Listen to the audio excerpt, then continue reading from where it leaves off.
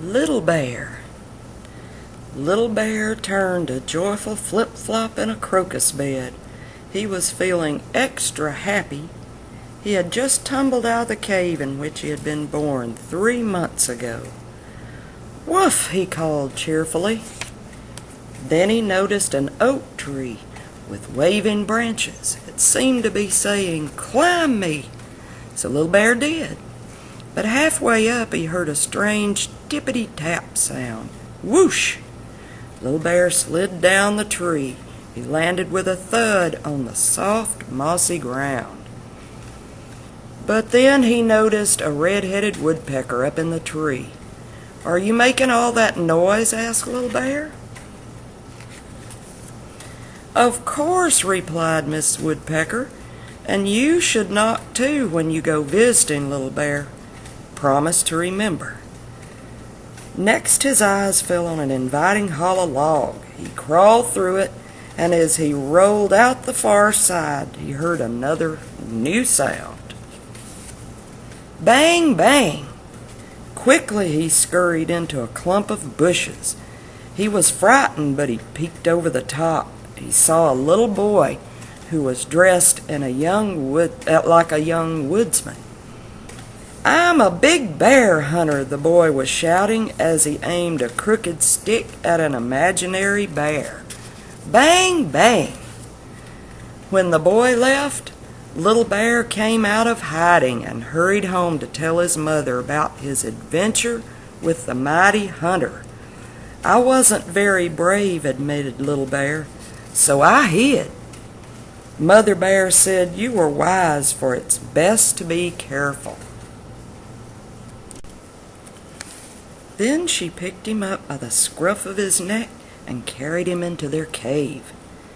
"And one way to be careful," she growled motherly, "is to use your ears." By the end of the summer, Little Bear had used his ears a lot. He knew that caw caw was crow saying, "How do you do?" He knew that thumpity thump was cottontail running away from danger. And buzz buzz was bumblebee singing a song. He also learned to use his nose to find honey and roots and juicy blackberries for supper. In between sniffing and listening, he practiced running. Now he fell kerplop only once in a while. And by the time winter came, Little Bear knew what crickety-crack was. Squirrel cracking nuts. On Little Bear's birthday, his mother gave him a special bear hug and a nice juicy sassafras root for a present.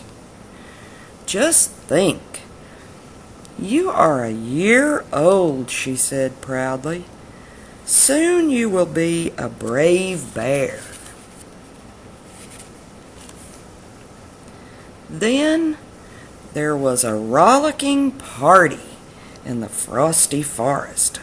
All of Little Bear's friends were invited. They cuffed each other happily. As Mother Bear watched, she sighed, "Bears will be bears." The next day, Little Bear practiced making deep tracks in the snow which had fallen during the night. He was busy admiring his designs. He didn't see the same little boy who had frightened him before coming towards him.